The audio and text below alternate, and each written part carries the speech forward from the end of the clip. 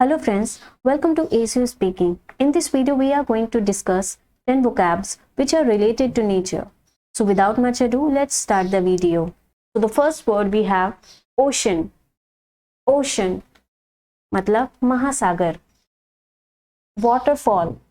Waterfall मतलब झरना. Coast.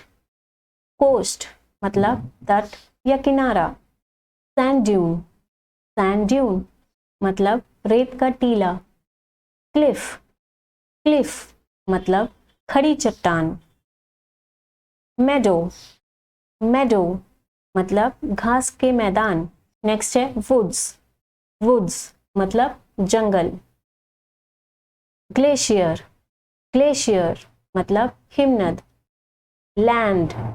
Land मतलब भूमि. रेनबो.